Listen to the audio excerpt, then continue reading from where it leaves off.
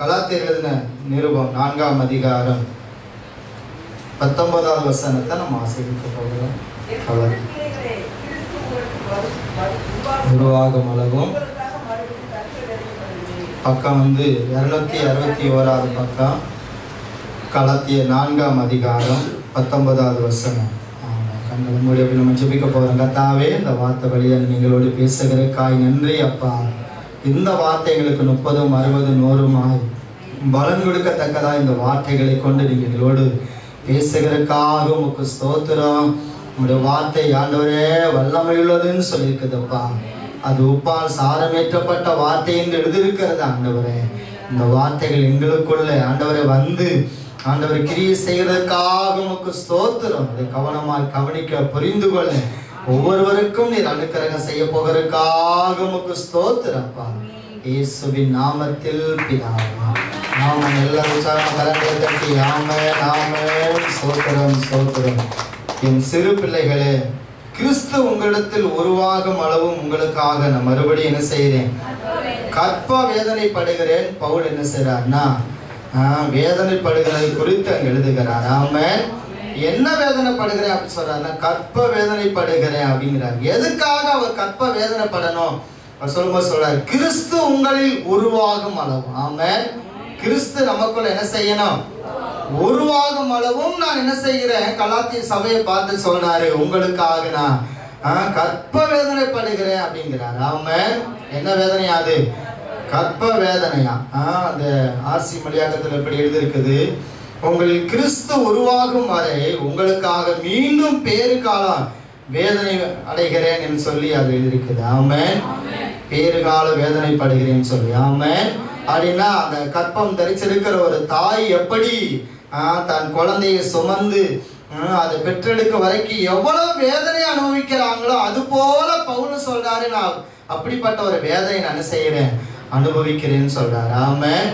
அல்லேலூயா. இந்த வசனத்துல நம்ம கிறிஸ்து உருவாக வேண்டும். சொல்ல பார்க்கலாம், கிறிஸ்து நமக்குள்ள என்ன செய்ய வேண்டும்? உருவாக வேண்டும். ஆமென். ஒரு தாய் ஒரு பெண் கற்பம் தரிக்கும் போது அவங்க நமக்கு எல்லாம் தெரியும், கற்பம் தரிச்ச உடனே முதல்ல சாப்பாடு என்ன செய்யாது, ஒழுங்கா சாப்பிட முடியாது. ஆமென். அவங்களால தூங்க முடியாது. ஆமென். அடுத்து பாத்தீங்கன்னா அந்த 10 மாதங்கள் அவர் படுகிற வேதனைகள் கொஞ்சமல்ல நிறைய, எவ்வளவுன்னு சொல்ல முடியாது. ஆமென். அவ்வளவு வேதனைப்பட்டு ஒரு குழந்தை வெளியே வந்த உடனே அதெல்லாம் என்ன செஞ்சுறாங்க, சற்று நிமிஷத்துல எல்லாத்தையும் மறந்து போயிடறாங்க. ஆமென். அவ்வளவு 10 மாதம் அவங்க சாப்பிட மறுக்குது, பார்த்தா தூக்கம் மறுக்குது, எல்லா காரியங்களும் என்ன செய்து மாறுதலா. எதுக்காக அப்படின்னா அந்த வயிற்றுக்குள்ள இருக்கிற அந்த குழந்தை உருவாவதற்கு இவ்வளவு வேதனைகளை அவங்க என்ன செய்ய வேண்டியிருக்கு, அடைய வேண்டியிருக்கிறது. ஆமென். முதல்ல சனிச்சிருக்கும் போது வீட்டுல சோறு பொங்குனா என்ன இருக்கும், ஒரே நாத்தம் சோறு பொங்குறது. ஆமென். சோப்பை பார்த்தா என்ன சோப்பு போட்டாலும் அந்த சோப்பு என்ன செய்யுது, வீசுது. ஆமென். ஒரு கற்பம் தரிச்ச உடனே இப்படிப்பட்ட சோதரம் அப்ப எப்பொழுதும் அனுபவித்து வர்றதா, ஆனா திடீர்னு அந்த கற்பம் உருவான உடனே இப்படிப்பட்ட வேதனை எல்லாம் என்ன செய்ய வேண்டியிருக்கு, பெண்கள் அனுபவிக்க வேண்டியிருக்கிறது. ஆமென். அல்லேலூயா. ஆனா இது போலதான் சொல்றாரு பவுல், கிறிஸ்து உங்களுக்குள்ள உருவாகும் அளவு நான் என்ன செய்கிறேன், கற்ப வேதனைப்படுகிறேன். ஆமென். என்ன வேதனைப்படுகிறாரா? கற்ப வேதனை. ஆமென். அந்த 2 கொரிந்தியர்ல வாசித்து கொண்டிருந்த 2 கொரிந்தியர் 11ஆம் அதிகாரத்துல 25வது வசனத்திலிருந்து நீங்க வாசிச்சு பார்த்தீங்கன்னா பவுல் இந்த வார்த்தைகளை சொல்றாரு. 2 கொரிந்தியர் 11ஆம் அதிகாரம். கல்லறி உண்டு,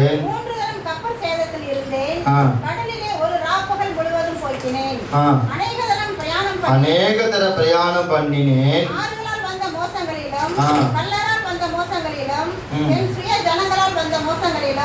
அந்நிய ஜனங்களால் வந்த மோசங்களிலும், பட்டணங்களில் உண்டான மோசங்களிலும், வனாந்திரத்தில் உண்டான மோசங்களிலும், சமுத்திரத்தில் உண்டான மோசங்களிலும், கள்ள சகோதரத்தில் உண்டான மோசங்களிலும், பிரயாசத்திலும் வருத்தத்திலும், அநேக முறை கண் விழிப்புகளிலும், பசியிலும் தாகத்திலும், அநேக முறை உபவாசங்களிலும், குளிரிலும் நிர்வாணத்திலும் இருந்தேன்.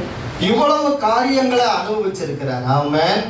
இந்த முந்தின காரியங்கள் அநேக காரியத்துல அந்த மோசங்களை குறித்து சொல்றாரு. 27வது வசனத்துல ஆரம்பிக்கும் போது சொல்றாரு, அவர் பட்ட பிரயாசம் வருத்தம் அநேக முறை என்ன செய்தாராம், கண்ணு விழிச்சாராம், பசியா இருந்தாராம், தாகமா இருந்தாராம், அநேக முறை உபவாசம் இருந்தாராம், குளிர்ல இருந்தாராம், ட்ரெஸ்ஸே இல்லாம நிர்வாணமா கூட என்ன செய்தாராம். எதுக்காக அப்படின்னா அந்த சபைக்காக. ஆமென். சபையில் உள்ள மக்கள் ஒவ்வொருவரும் கிறிஸ்துவுக்குள் என்ன செய்ய வேண்டும், உருவாக வேண்டும் என்று சொல்லி இவ்வளவு காரியங்களை பவுல் என்ன செஞ்சிருக்கிறாரு, தனக்காக கற்ப வேதனைப்படுகிற ஒரு ஸ்திரியை போல அனுபவித்து வந்திருக்கிறார். ஆமென். அநேக முறை பசி, அநேக முறை என்னது பசி. ஆமென். அநேக முறை கண் விழிப்பு. ஆமென். ஏன் இரவு ஜெபம், ஏன் பகல் ஜெபம், ஏன் இதெல்லாம் அப்படின்னா ஒரு தேவ திருச்சபைக்குள்ள இருக்கிற ஒவ்வொரு மக்களும் என்ன செய்யணும்னா கிறிஸ்துவுக்குள் என்ன செய்ய வேண்டும், உருவாக வேண்டும். பக்கத்துல கைப்பிடிச்சுக்க பார்க்கலாம். இவ்வளவு பாடுகளை பவுல் ஏன் சகித்தார்னா கிறிஸ்து உருவாகணும். கிறிஸ்து ஒவ்வொரு மனுஷனுக்குள்ள என்ன செய்யணும், உருவாகணும். அந்த உருவாகணுங்கிறதுக்காகத்தான் அந்த இவ்வளவு பாடுகளை என்ன செய்தாரா இந்த பவுல் சகித்தார். ஆமென். அல்லேலூயா. அப்ப சபைக்குள்ள இருக்கிற நாம கிறிஸ்து நமக்குள்ள உருவாகணும் சொல்றார். ஆமென். அல்லேலூயா. நம்ம காரியத்துல உருவாக்கி கொண்டே இருக்கிறோம். ஆமென். ஆனா கிறிஸ்து உருவாகும் அளவு அப்படின்னா அந்த முந்தின வருஷத்துல சொல்லும்போது சொல்றாரு பாருங்களா, அந்த 4:18 நல் விஷயத்தில்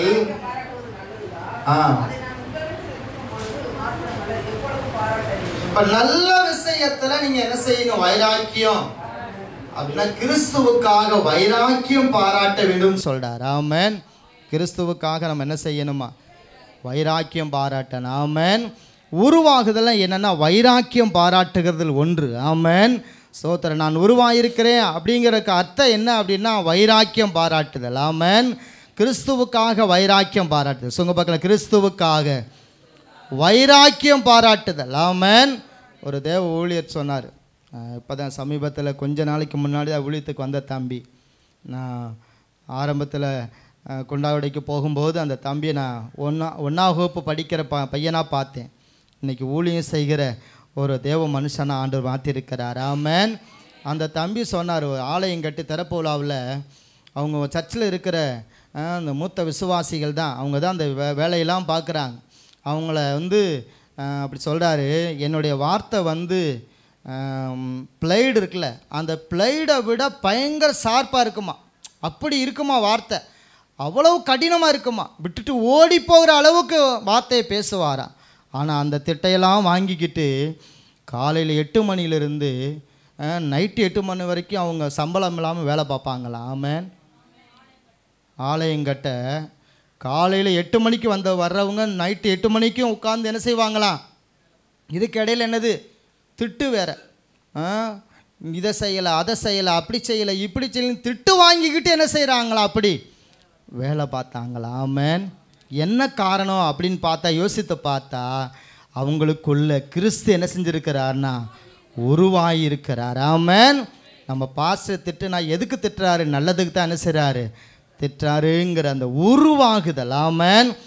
அதுதான் மனுஷனை அதை நல்ல விஷயத்தில் நீங்கள் என்ன செய்யுங்க, வைராக்கியம் பாராட்டுங்க. சொல்லுங்க பார்க்கல, எந்த விஷயத்துலையா, அந்த 17 கூட சொல்கிறார் பாருங்க, அவர்கள் உங்களை நாடி வைராக்கியம் பாராட்டுகிறார்கள், ஆகிலும் நல்மனதோடே அப்படி செய்யாமல் நீங்கள் அவர்களை நாடி வைராக்கியம் பாராட்டும் பொருட்டு உங்கள் புறம்பாக்க என்ன செய்கிறாங்க, சிலர் வேறு விதமாக என்ன செய்கிறாங்க, வைராக்கியம் பாராட்டுறாங்க. நீங்கள் அப்படி இல்லை, கிறிஸ்துவுக்காக நீங்கள் என்ன செய்யுங்க, வைராக்கியம் பாராட்டுங்க. சொல்லுங்க பார்க்கலாம், இதுக்காக வைராக்கியம் பாராட்டுமா, கிறிஸ்துவுக்காக. பக்கத்தில் கைப்பிடிச்சவங்க பார்க்கலாம், கிறிஸ்துவுக்காக நாம் வைராக்கியம் பாராட்டும் பொழுது கிறிஸ்துவுக்குள் நம்ம என்ன செய்கிறோம், உருவாகிறோம். ஆமென்.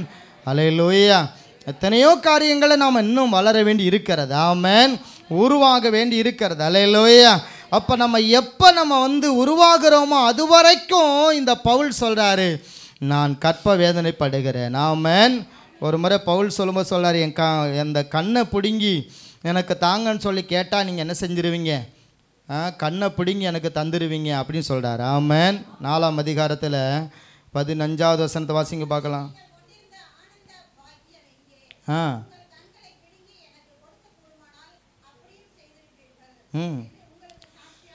அப்போ கண்ணை பிடுங்கி கேட்டால் கூட நீங்கள் என்ன செஞ்சிருவீங்க? கண்ணை பிடுங்கி கொடுக்குற அளவுக்கு வைராக்கியம் பாராட்டி வாழ்ந்தவர்கள். ஆமென்.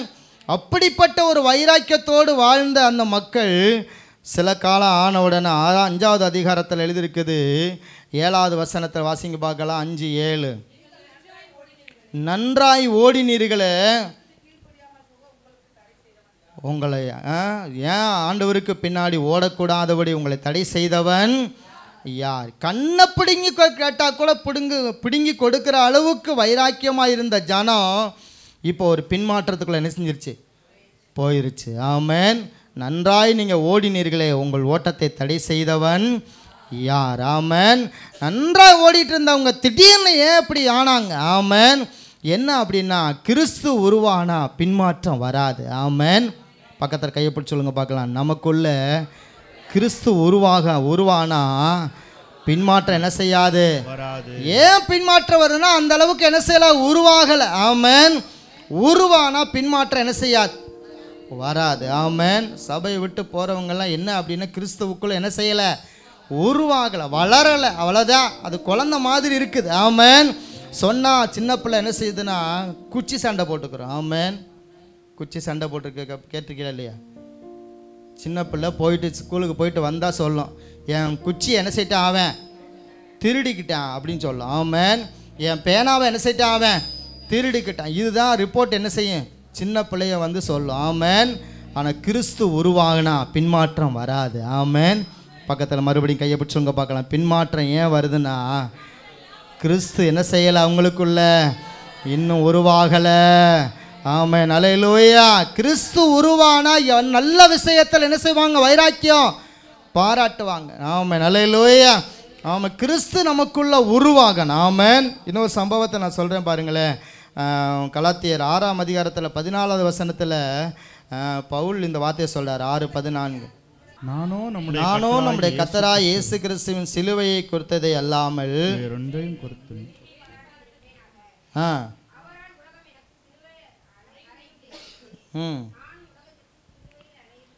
இப்போ அவருடைய கிறிஸ்து உருவாகும் அளவும் நான் வேதனைப்படுகிறேன்னு சொன்ன அந்த பவுல், அவரால் உலகம் எனக்கு என்ன செஞ்சப்பட்டிருக்குன்னா சிலுவையில் அறையுண்டிருக்கிறது. ஆமென்.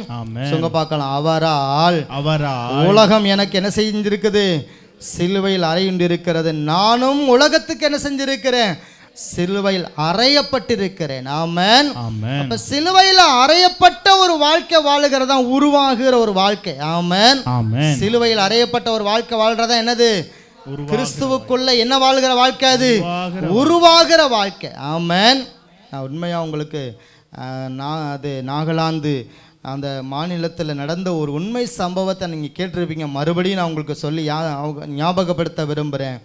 நாகாயின மக்கள் மத்தியில் ஒரு எழுப்புதல் தீ பரவுவதற்காக இந்தோனேசியாவில் சோதரம் வேல்ஸ் தேசத்தில் பயங்கரமான ஒரு எழுப்புதல் வந்தது. அந்த நாட்களில் ஈவன் ராபர்ட்ஸ் மூலமாக பெரிய காரியம் நடந்த போது அங்கேருந்து சில மக்கள் இந்தியாவில் வந்து அந்த நாகா இன மக்கள் மத்தியில் சுவிசேஷத்தை அறிவிக்க ஆரம்பித்தாங்களா. ஆமென். அறிவித்தா பயங்கரமான ஒரு சுவிசேஷம் பரவி கொண்டு இருக்கிறது. இந்த சூழ்நிலையில் ஒரே ஒரு குடும்பம் மாத்திரம் வைராக்கியம் பாராட்டினாங்களா. ஆமென். அல்லேலூயா.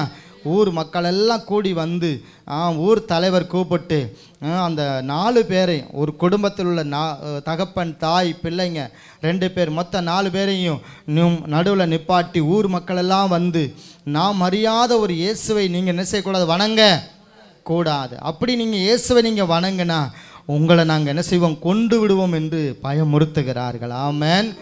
ஆமாம். முதல்ல சோத்திரம் அந்த தகப்பனை பார்த்து சொன்னாங்க, உனக்கு 2 பிள்ளைங்க இருக்கிறாங்க, இந்த இயேசு உனக்கு வேணும்னு சொன்னால் உன் பிள்ளைகள் 2 செத்துருவாங்க, பார்த்துக்க அப்படிங்கிறாங்க. ஆனாலும் அந்த தகப்பன் சொல்கிறாரு, என் பிள்ளைகள் 2 பேரும் மரித்தாலும் பரவாயில்ல, நான் இயேசுவுக்காக என்ன செய்வேன்? வாழ்வேன். ஆமென். முதல்ல 2 பிள்ளைகளையும் கொண்டுட்டாங்க. கடைசியாக பார்த்து கேட்குறாங்க, இனி உனக்கு ஒரு மனைவி இருக்கிறா, 2 பிள்ளையும் செத்துட்டாங்க, இனியும் நீ வந்து இந்த இயேசுவுக்காக வாழ்வேன் வைராக்கியம் மாட்டின இன்னும் ஒரு மனைவிக்கு உன் மனைவியை நேசித்தா நீ வந்து அதை வெறுத்து விடலாம் என்று சொல்லி பார்க்குறாங்க. அப்போவும் சொல்கிறான், நான் இயேசுவின் பெண்ணே, போக துணிந்தேன், இனி என்ன செய்ய மாட்டேன், பின் திரும்பேன் என்று பாட்டு பாட ஆரம்பித்தான். ஆமென். இயேசுவுக்கு பின்னே போவேன், நான் என்ன செய்ய மாட்டேன், பின்னே போக மாட்டேன், பின் திரும்ப மாட்டேன் அப்படின்னு சொல்லி பாட ஆரம்பித்தான். ஆமென். மனைவியும் கொண்டுட்டாங்க. கடைசியாக கேட்குறாங்க, உன் மனைவியும் போயிடுச்சு, 3 பேர் இறந்துட்டாங்க, நீ மாத்திரம் தான் இருக்கிற, இன்னைக்கு இப்போ சொல்லு, உன்னை நாங்கள் விட்டுறோம், நீ இயேசுவை மறுதளிப்பாயான்னு கேட்குறாங்க.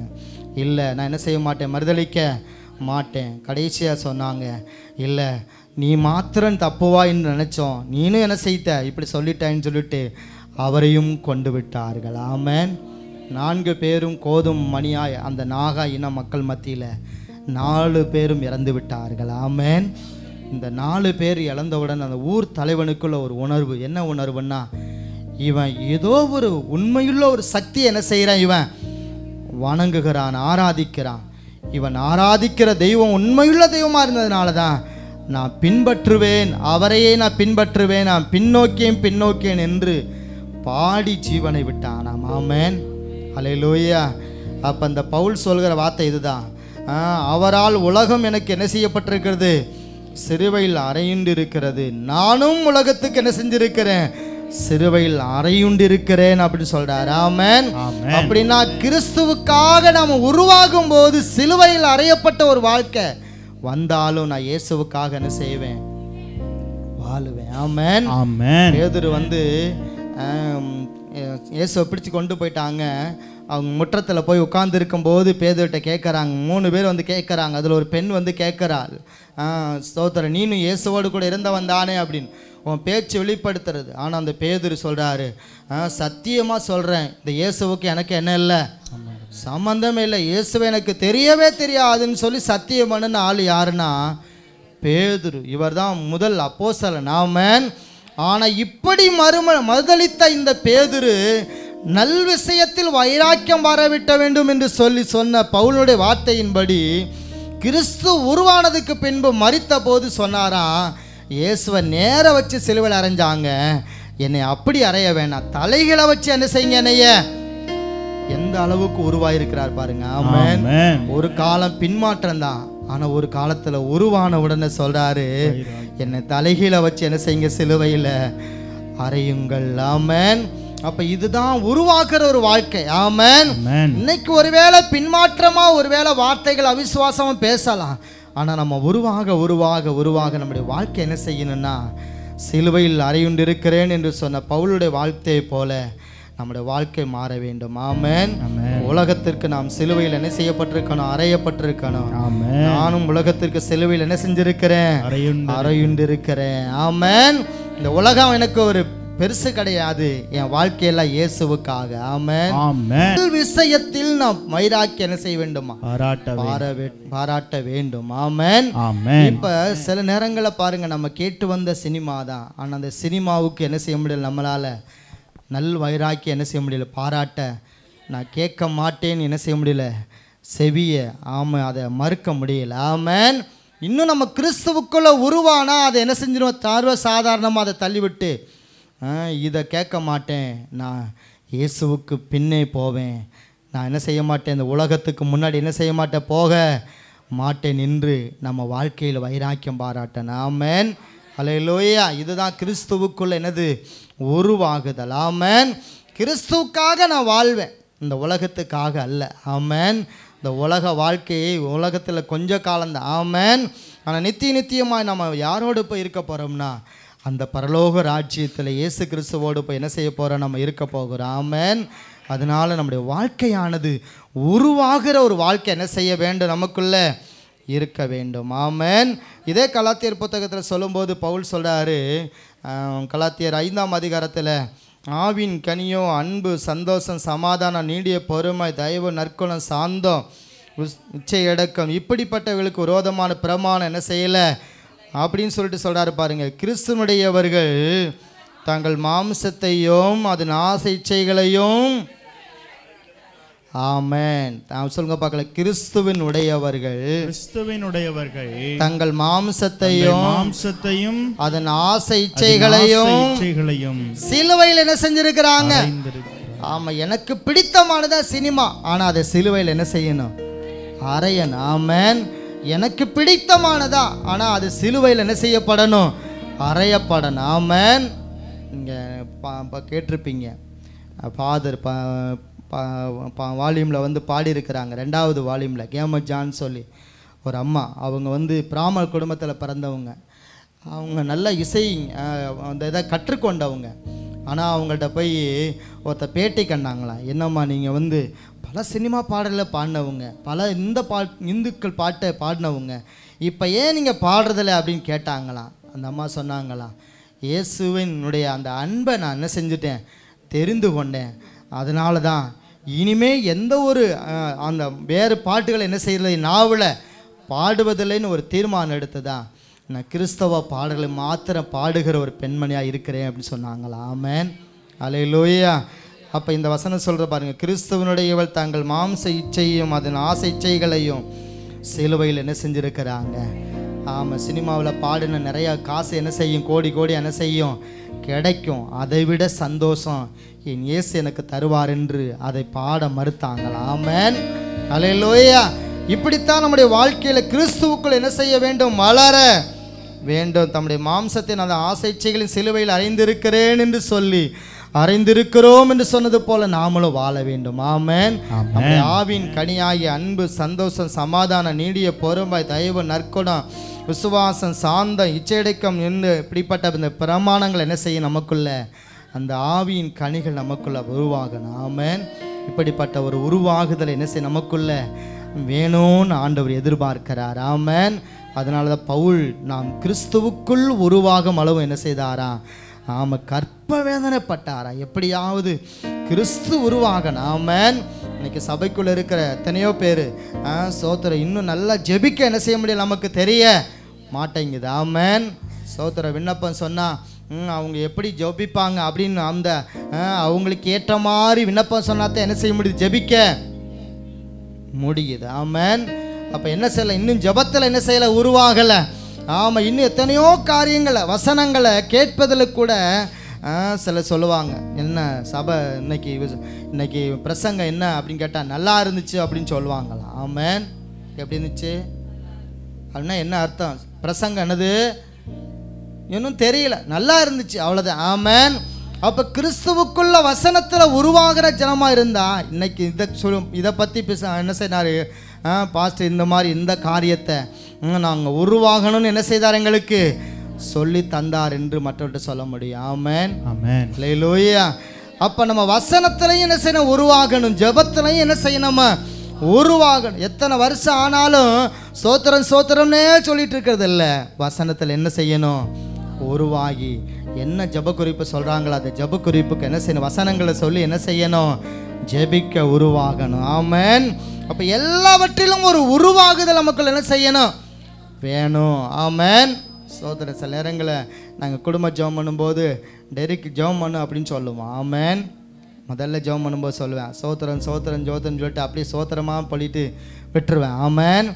சோத்திரம் என்ன இப்படி பாஸ்டர் மையம் இப்படி இருந்தால் எப்பட்றா அப்படின்னு கேட்டான். ஆமென். சோத்திரம் கொஞ்ச நாள் சென்று அப்புறமா கொஞ்சம் கொஞ்சமாக ஜெபிக்க ஆரம்பித்தா அவன் புது புது வசனங்களாக சொல்லி ஒரு சில டைங்களை ஜெபிக்க ஆரம்பிச்சிருக்கிறான். ஆமென். இப்போ என்ன அப்படின்னா அவனுக்குள்ளே என்ன வருது? உருவாகணும். நாமளும் இப்படி இருக்கக்கூடாது. இப்போ இது போல தான் நம்முடைய வார்த்தைகளில் எப்படியாவது வளர வேண்டும் என்று தான் கர்த்தர் என்ன செய்கிறார்? விரும்புகிறார். ஆமென். ஊழியக்காரர் சொன்னார், சில நேரங்களில் சில வார்த்தைகளை சொன்ன உடனே முழுவதும் தூங்க மாட்டாரா. ஆமென். இப்படி சொல்லிட்டாங்களே என்ன அப்படின்னு சொல்லிட்டு தூங்க மாட்டாரா. ஆமென். இப்போ கிறிஸ்துவுக்குள்ள உருவானோன்னு இந்த பாடுகள், இந்த வேதனைகள், அவச்சொல்லுகள் என்னென்ன சொன்னாலும் பரவாயில்லை, அவர் என்ன சொல்கிறாருன்னு பார்ப்பார். ஆமென். ஸ்தோத்திரம். அல்லேலூயா. இப்போ இவங்க சொல்லிட்டாங்கன்னு சொல்லி வேதனைப்பட்ட ஒரு காலம் உண்டு. ஆனால் இப்போ அவர் என்ன சொல்கிறாருன்னு பார்த்துக்கிட்டு யார் என்ன சொன்னால் எனக்கு என்ன, அவர் என்ன சொல்கிறாரோ அதன்படி நான் வாழ்வேன்னு சொல்லிட்டு கிறிஸ்துவுக்குள்ள வளர்ந்து கொண்டு இருக்கிறார். ஆமென். அல்லேலூயா. அவங்க இதை சொல்லிட்டாங்க, இதை இப்படி சொல்லிட்டாங்க, இது அப்படி சொல்லிட்டாங்க அப்படின்னு என்ன செய்ய மாட்டேன்? தூக்கம் என்ன சொல்ல மாட்டேங்கிறீங்க? வரமாட்டேங்குது. ஆனால் கிறிஸ்துவுக்குள்ள நம்ம உருவாயிட்டோம்னா ஆமாம், அவர் என்ன சொல்கிறாரு மன்னிங்கன்னு சொன்னால் என்ன செய்கிறாரு? மன்னிங்கன்னு சொல்கிறாரு. ஆமென். சரி, அவன் சொன்னால் சொல்லிட்டு போகிறான். அவர் என்ன சொல்கிறாரு அதை கேட்போம். ஆமென். அப்படிங்கிற உருவாகுதலுக்குள்ள நம்ம என்ன செஞ்சிருவோம், வந்துடுவோம். பக்கத்தில் கைப்பிடிச்சவங்க பார்க்கலாம், அவர் என்ன சொல்கிறாருன்னு பாருங்க. அவர் என்ன பக்கத்து வீட்டுக்காரங்க 1000 என்ன செய்வாங்க, உங்கள் மேலே பழிய போடுவாங்க, ஏதாவது சொல்லுவாங்க, சொல்லிகிட்டே இருப்பாங்க. அதை பார்த்து நீங்கள் என்ன செய்யாதீங்க, சோர்ந்து போகாதீங்க. அவர் உங்களுக்கு என்ன சொல்றார்? ஆமென். அதை கிறிஸ்துவுக்குள்ள வளர்கிற ஒரு வாழ்க்கை. ஆமென். அன்பு, சந்தோஷம், சமாதானம், நீடிய பொறுமை, தயவு, நற்குணம், சாந்தம், இச்சை அடக்கம். ஆமென். அந்த நீடிய பொறுமை. ஆமென். பரவாயில்ல, என்ன சொன்னாலும் என்ன செய்யட்டும், சொல்லட்டும். இந்த கிறிஸ்துவுக்குள்ள வளர்கிற ஒரு வாழ்க்கை நமக்குள்ள என்ன செய்யணும். ஆமாம், அதான் சொல்கிறேன், சிறு பிள்ளைய போல நம்முடைய சுவாபம் என்ன செய்யக்கூட இருக்கவே கூடாது. நமக்குள்ள ஒரு முதிர்ச்சி என்ன செய்யணும், வரணும். ஆவிக்குரிய திருச்சபை அப்படின்னா அந்த திருச்சபையின் வளர்ச்சிக்கு ஏற்றபடி என்ன செய்ய நம்முடைய வாழ்க்கை வளர்ந்து கொண்டே போகணும். ஆமென். சிறு பிள்ளைய போல நம்ம என்ன செய்யக்கூட இருக்கவே கூடாது. நமக்குள்ள கிறிஸ்து உருவாகணும். சொல்லுங்க பார்க்கலாம், கிறிஸ்து என்ன செய்யணும், உருவாகணும். ஆமென். ஆமாம், நம்ம உலகத்தின் காரியத்தையே நம்ம மையப்படுத்தி வாழக்கூடாது. நம்ம கிறிஸ்துவுக்குள்ள வாழுகிற ஒரு வாழ்க்கை. ஆமென். அப்படி நம்ம வாழும்போது நம்முடைய வாழ்க்கை ஒரு சிறப்பான ஒரு வாழ்க்கை இருக்கும். ஆமென். பவுல் அப்படி அதுக்காகத்தான் அந்த கலாத்தியா சபைக்கு எழுதும்போது இந்த வார்த்தைகளை சொல்லி எழுதுகிறார். ஆமென். ஹல்லேலூயா. அப்போ அந்த பவுல் இந்த நிருபத்தில் பயங்கரமாக என்ன செய்கிறான்னா, ஒரு முறையெல்லாம் அவங்கள பார்த்து ஒரு திட்டுறாரு பாருங்களேன். ஸ்தோத்திரம், புத்தி இல்லாத கலாத்தியர் அப்படின்பாரு. 3வது அதிகாரம் 1வது வசனத்தை வாசிங்க பார்க்கலாம்.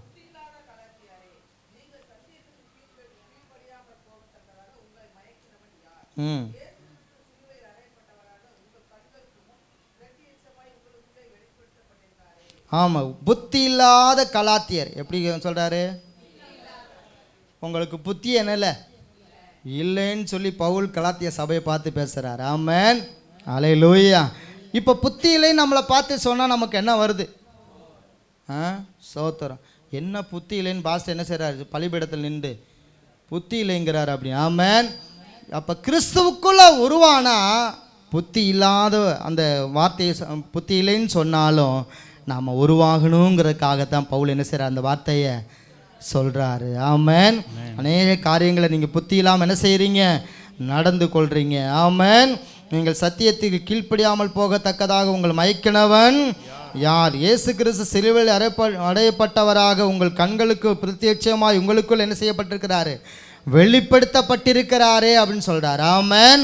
அப்போ இப்படித்தான் பவுல் தான் திருச்சபையை பார்த்து, நீங்கள் கிறிஸ்து உங்களுக்குள்ள உருவாகும் அளவும் நான் என்ன செய்கிறேன், கற்ப வேதனைப்படுகிறேன். ஆமென். ஆமாம், நாங்கள் ஒவ்வொரு நாட்களும் இந்த பவுல் அந்த கற்ப வேதனைப்பட்டது மாதிரி ஒவ்வொரு நாட்களும் எப்படியாவது நீங்கள் என்ன செய்யணும், உருவாகணும் அப்படின்னு பிரயாசப்பட்டு கொண்டு இருக்கிறோம். ஆமென்.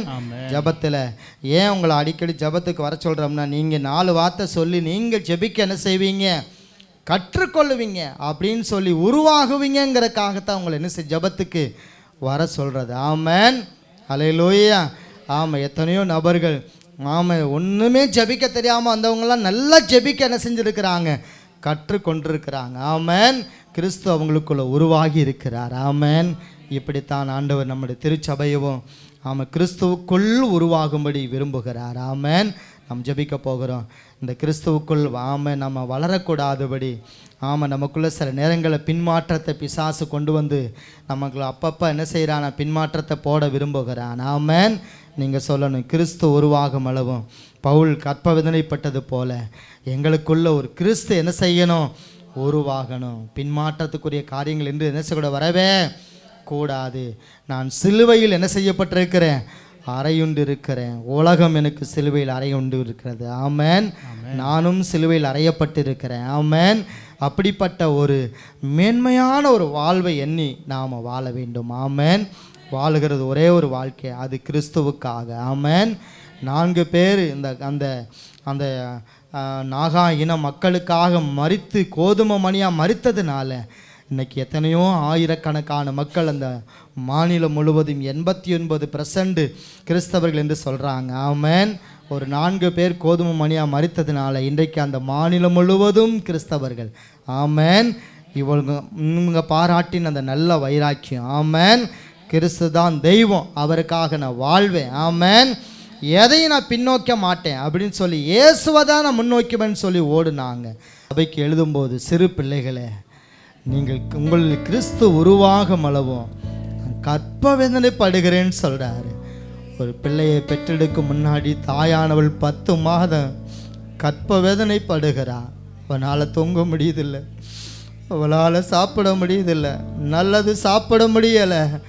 ஆனாலும் ஒரு குழந்தையை கண்டவுடனே அவள் நம்ம பட்ட வேதனையெல்லாம் மறந்து விடுகிறாள். ஒரு கிறிஸ்துவுக்குள்ளே இருக்கிற தேவன் ஜனங்கள் எப்படியாகிலும் உருவாக வேண்டும் என்று பவுல் அவ்வளவு கற்ப வேதனைப்பட்டு பசி பட்டினி இன்னும் எத்தனையோ நிர்வாணங்கள் எத்தனையோ காரியங்கள் கண்விழிப்பு இதெல்லாம் எதற்காக அனுபவித்தார்னா சபையில் இருக்கிற ஒவ்வொரு மக்களும் உருவாகணும், கிறிஸ்துவுக்குள்ள உருவாகணும்னு சொல்லி அவ்வளவு பாடுகளை அவர் சகித்திருக்கிறாரு. நாம் ஜெபிக்க போகிறோம். நம்முடைய திருச்சபையில் இருக்கிற ஒவ்வொருவரும் உருவாகணுங்கிறதுக்காகத்தான் இரவு பகலா காலை ஜெபம் மாலை ஜெபம் இரவு ஜெபம் என்று எத்தனையோ ஜெபங்களை ஏன் அப்படி ஏறெடுக்கிறோம் அப்படின்னா உங்களுக்குள்ள எப்படியாவது பவுல் சொன்னது போல கிறிஸ்து உருவாகணும். கிறிஸ்து உருவாயிட்டார்னா நீங்கள் 4 பேருக்கு போய் சொல்லுவீங்க. நீங்கள் எனக்குள்ள இருக்கிற அந்த சந்தோஷத்தை இன்னொருத்தட்ட போய் சொல்லாமல் இருக்க முடியாது. நீங்கள் உருவாயிட்டீங்கன்னா இன்னொரு ஆளை நீங்கள் உருவாக்கும்படி பின்தொடர ஆரம்பிச்சிருவீங்க. நம்ம கேட்க போகிறோம், ஆண்டவரே எங்களுக்குள்ள அந்த உருவாகுதல் கிருபை எங்களுக்கு உண்டாகட்டப்பா. ஒரு மனுஷன் உருவாக ஆரம்பிச்சுட்டா பின்மாற்றம் விலகி போகும்பா, பின்மாற்றம் விலகி போகும்பா. கிறிஸ்துவுக்காக ஓடுகிற ஓட்டத்தை தடை செய்ய முடியாதப்பா. நாங்கள் உருவாக கர்த்தரை நோக்கி நாங்கள் பின்னால் நோக்கி ஓடிக்கொண்டே இருக்க முடியும்ப்பா. பின்மாற்றமாக நாங்கள் இருக்க முடியாத ஆண்டவரே. எத்தனையோ காரியங்களை இன்னும் நம்ம உருவாக முடியாதனால நம்முடைய வாழ்க்கையில் பின்மாற்றம் இருக்குது. நேரத்துக்கு நம்ம காரியங்களை செய்ய முடியுதில்லை, சரியாக காரியத்தை செய்ய முடியலை. அதெல்லாம் ஒரு பின்மாற்றம். ஏன் அப்படின்னா கிறிஸ்துவுக்குள்ளே இன்னும் நம்ம உருவாகாதனால தான் அந்த பின்மாற்றத்துக்குள்ள நம்ம இருக்கிறோம். எல்லாம் கேட்போம், ஆண்டவரே எனக்குள்ள எத்தனையோ பின்மாற்றங்கள் இருக்குதாப்பா. எங்களுக்குள்ள கிறிஸ்து உருவானா நான் சிலுவையில் அறையுண்டு இருக்கிறேன். கிறிஸ்து சோத்திர நான் உலகத்துக்கு சிலுவையில் அறையப்பட்டிருக்கிறேன்னு சொல்ல முடியும்ப்பா. இந்த பவுல் சொன்னது போல் அங்கே சொல்ல முடியுமே, எங்கள் மாம்சத்தையும் மாம்ச இச்சைகளையும் சிலுவையில் அறையுண்டு இருக்கிறேன்னு சொன்னது போல நாங்கள் இந்த உலகத்தின் பாவத்துக்கு சிலுவையில் அறையப்பட்டிருக்கிற ஒரு வாழ்க்கை நாங்கள் வாழ முடியுமே. கிறிஸ்துவுக்குள் வாழுகிற ஒரு வாழ்க்கை எங்களுக்கு வேணுப்பான்னு கேட்போமா. கிறிஸ்துவுக்குள் உருவாகிற ஒரு வாழ்க்கை எங்களுக்கு உண்டாகணும். ஒவ்வொருத்தரையும் அப்படி உருவாகும்படி கிருபை செய்யுங்கப்பான்னு சொல்லுங்க. என்ன ஆண்டவர் உருவாக்கும்படி கிருபை செய்யுங்கப்பா. நாங்கள் எதெல்லாம் ஆண்டவர் உலகத்துக்கு மறிக்கணுமோ, உலக ஆண்டவர் காரியத்துக்கு நான் மறிக்கணுமோ, சினிமா பாடல் கேட்பதில்லை, சினிமா பார்ப்பதில்லை ஆண்டவர். சிலுவையில் அறையப்பட்டிருக்க வேண்டுமே ஆண்டவரே, சிலுவையில் அறையப்பட்டவனை நான் இருக்க வேண்டுமே ஆண்டவரே. என்ன ஒப்பு கொடுக்குறாப்பான்னு சொல்லி ஒப்பு கொடுங்க பார்க்கலாம். நீங்கள் கிறிஸ்துவுக்குள்ள உருவாயிட்டீங்கன்னா இந்த உலக காரியத்தை நம்ம பெண்ணுக்கு தள்ளிட்டு இயேசுவுக்காக முன்னோக்கி நாம் ஓட முடியும். நீங்கள் உருவாகணும், அதுதான் ஆண்டவருடைய விருப்பம். எல்லாரும் கேட்போம், ஆண்டவரே நான் உருவாக வேண்டும் அப்பா. எத்தனையோ ஆண்டுகள் ஆயிடுச்சுப்பா, இன்னும் நாங்கள் உருவாகலையே, இன்னும் நாங்கள் உமக்கு ஆண்டவரே உகந்தவர்களாய் உருவாகலையே. பவுலை போல இன்னும் நாங்கள் உருவாகலையாப்பா. சிலுவையில் ஆண்டவரே எனக்கு உலகம் அறையுண்டு இருக்கிறது சொல்ல முடியலையாப்பா. எங்க வாழ்க்கை அப்படி இல்லையே ஆண்டவரே, எங்களை மன்னிங்கப்பான்னு சொல்லுவோமா. எங்களை மன்னிங்க, நாங்கள் அப்படிப்பட்ட ஒரு வாழ்க்கை வாழனப்பா.